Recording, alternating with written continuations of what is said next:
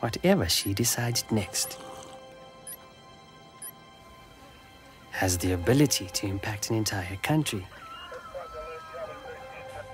in ways no one could ever imagine.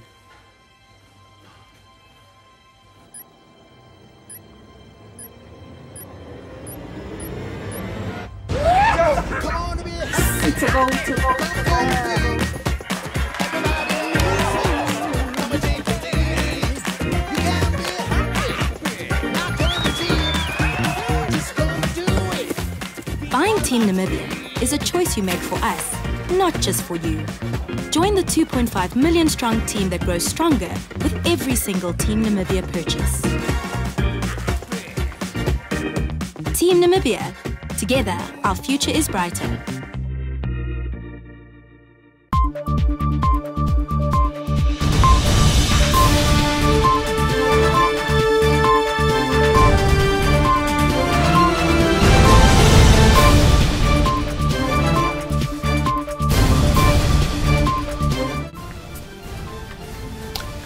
It's almost a week before we wrap Chapter 10 of 12 and usher Chapter 11.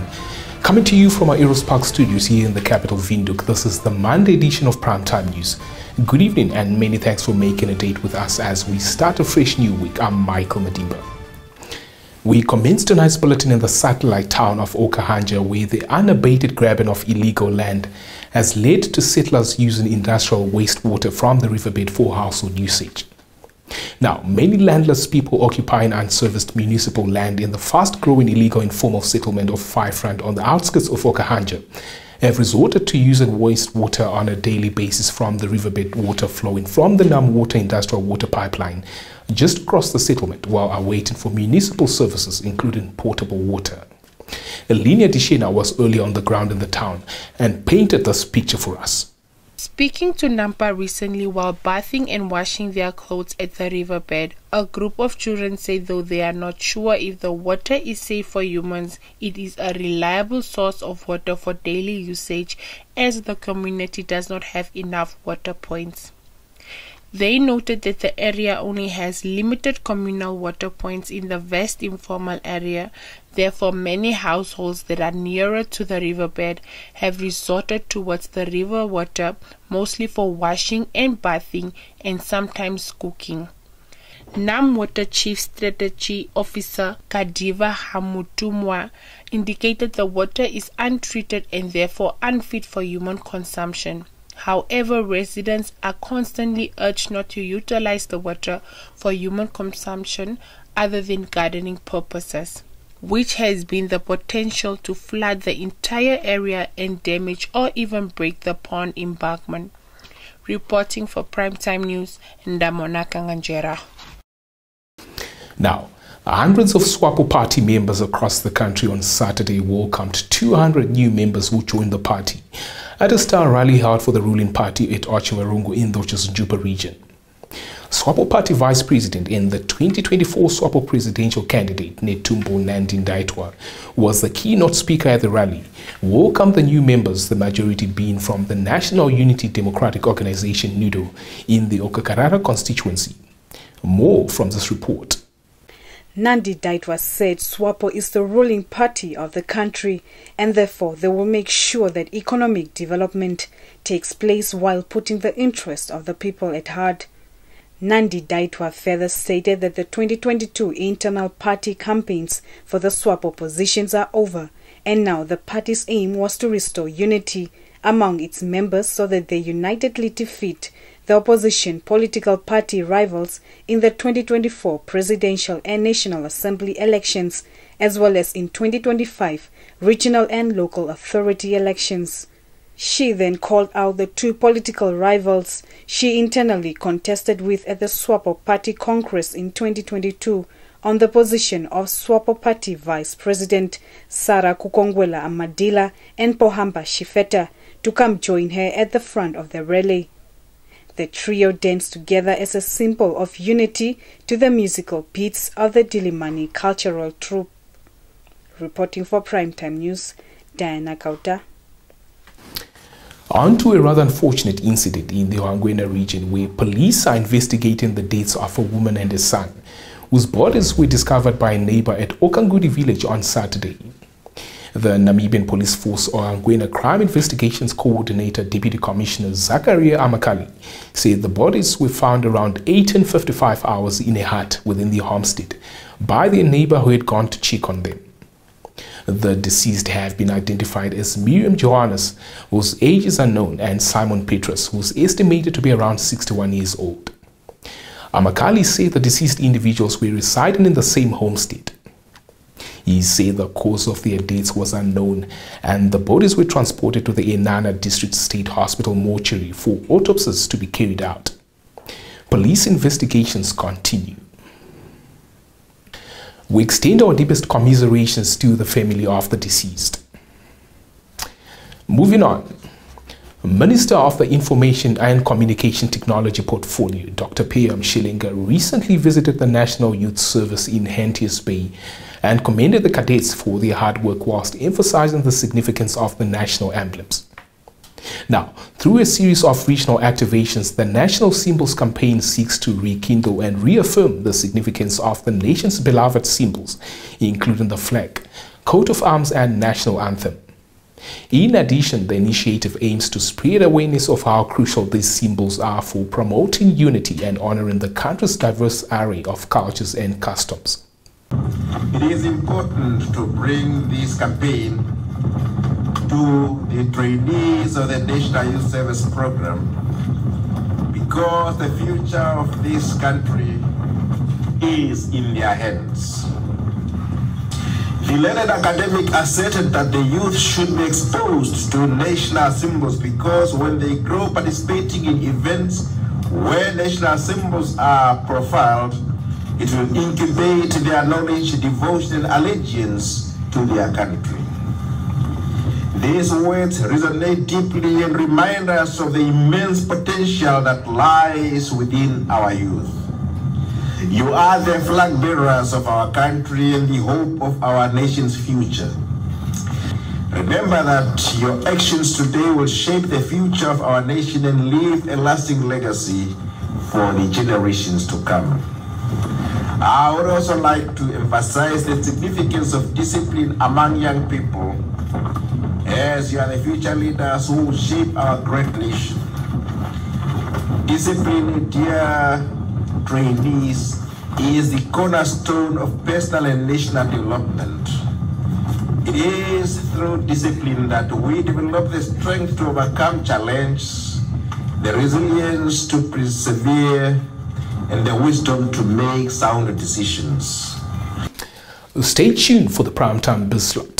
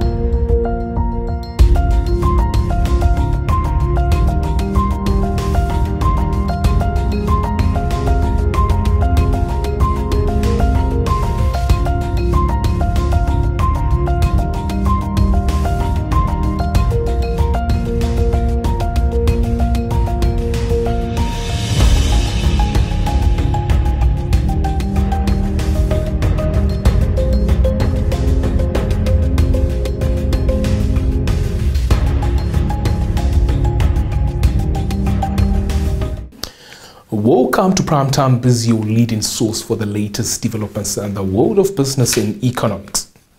We commence the segment locally. Well Rock Cement trading as Cheetah Cement Factory on Friday announced a wage agreement deal it signed with its employees at the factory situated outside Otjiwarongo in the Otjiwarongo region. The cement factory, in a media statement on Friday, indicated that during the negotiations, the employees were represented by the Mine Workers Union of Namibia, MUN, and a salary increase of 6% across the board for the financial year of 2023-2024, as well as for 2025, effective from the 1st of July 2023, was signed. The workers also received an increase in their daily food allowance of 50 Namibian dollars from 30 Namibian dollars, it added. Workers' housing allowances were also increased in the new wage deal from 1,000 Namibian dollars to 1,120 Namibian dollars, and all the benefits are effected from the 1st of July 2023 with backdated payments to employees starting from July this year, it said. Cheetah Cement has a total of 150 workers at its factory situated approximately 6 kilometers north of Chuarongo. Reporting for Primetime News, Petrus Namadiko. In our next business report, the German government through the KfW Development Bank recently donated 300 million Namibian dollars towards wildlife conflict mitigation and alleviating the effects of the COVID-19 pandemic on communal conservancies in the Zambezi region. Now, during the official handover of grants and equipment to the Community Conservancies Fund of Namibia and the Kavango Zambezi Transfrontier Conservation Area at Katima Mulilo on Friday, KfW Country Director Beatrice Luca said the preservation of Namibia's resources is of special significance on both the Namibian and German government's agendas. The protection of Namibia's natural resources is an endeavor that holds a special place in the agendas of both governments, of both countries, let it be Namibia's agenda and as well the Federal Republic of Germany. Nature and wildlife in Namibia are not just resources. They are the lifeblood of this land, and they must be safeguarded for the sake of Namibia, but especially for its people. The CBNM program is not just a success story. I would say it's a platform that gives people a voice and empowers them to contribute actively to biodiversity conservation. However, as it is often the case with the great achievements, they come with a challenge. So I think perhaps the most pressing challenge currently facing the Namibian CBNRM is the escalation of human-wildlife conflicts, driven by the population growth and the increase in wildlife numbers. So the competition for space and limited resources, particularly in times of severe drought, have resulted in unbearable loss of livestock, crops, and in some tragic instances, even human lives. In addition, today's launch of the Community Livelihood Development and Human-Wildlife Conflict Mitigation Project underlines the important role the Ministry of Environment, Forestry and Tourism has within the CASA Transfrontier Conservation Park management. So with a grant of the volume of $17 million financed by KfW on behalf of the German Development Corporation, support is given to enhance community livelihood. Your weather report is up next.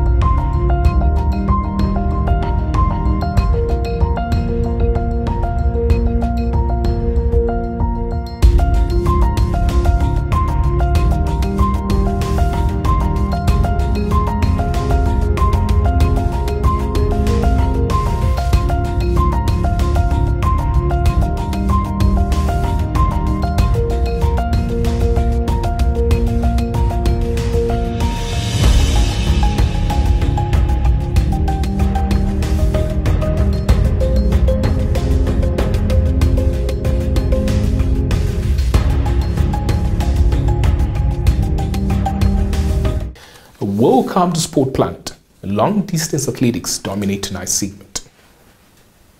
An employee of the Namibia Grape Company, Emmanuel Kambwale, won the 11th edition of the Namibia Grape Company Marathon at Osinka on Sunday morning.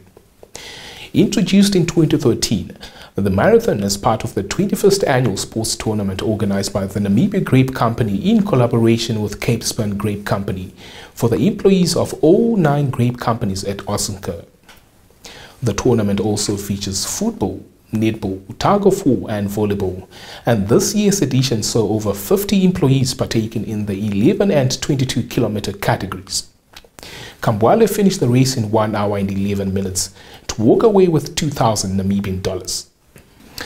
Still keeping it local, Namibian Correctional Service athletes David Dam and Martha Shivolo were crowned champions of the Irongo Power Save Omaruru Street Mile on Saturday, after outclassing a star-studded field of athletes to win the race. In the men's category, Dam came first ahead of his colleague Reynold Thomas and Namibian Defence Force athlete Willem Hangula. Now, Dam clocked a time of 4 minutes, 15 seconds and 2/10 of a second, while Thomas was just behind him with a time of 4 minutes, 16 seconds and 4/10 of a second.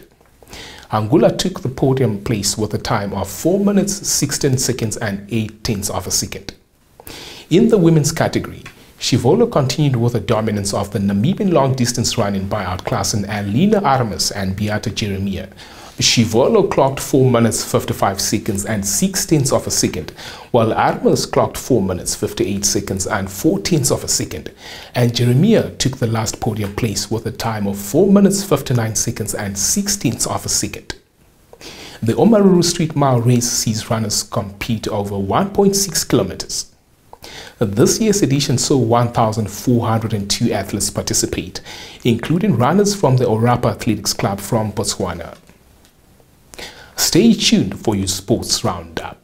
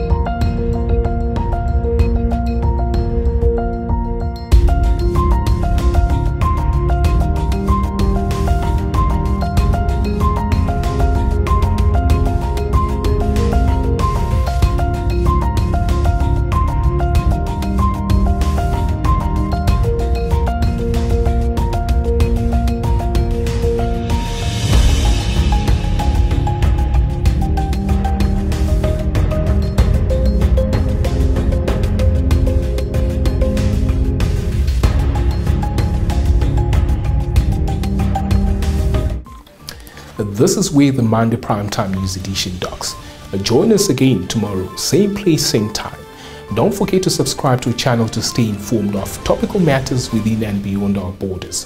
From myself, Michael Madimba, alongside my industrious creative force behind this production. That's good night.